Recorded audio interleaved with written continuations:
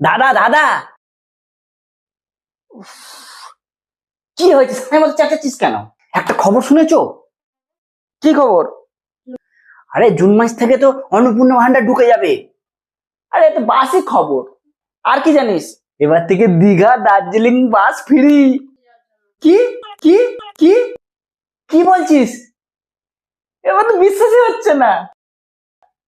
এবার তাহলে কি ফ্রিতে ঘুরতে পারবো? শুধু মেয়েদের জন্য।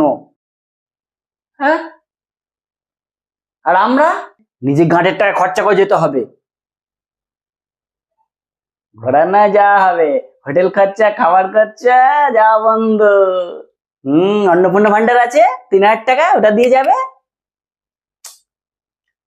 আমাদের কিছু কথা বলেনি দেবে কিনা। না স্থায়ীভাবে তো কিছু বলছে না।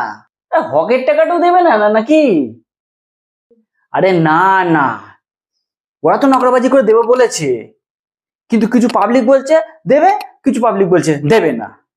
এটা মহা মুশকিল ভাই। এখন কি বোর্ড অন্নপূর্ণা ভান্ডারে হাত দিতে হবে? বৌদি অন্নপূর্ণা ভান্ডারে হাত দাও না, হাত ভেঙে দেবে তোমার। তাহলে এখন কি করব? এখন থেকে কুড়মি ভাতার চেষ্টা করো। সেটা কি? মানে যদি খেটে খেতে পারো ভালো, আর না হলে বাটি নাচাবে, বাটি এমনি এমনি করে। সিন্ডিকেটও বন্ধ, তোলা বন্ধ, চুরি চামড়ি সালা সবই তো বন্ধ হয়ে গেল।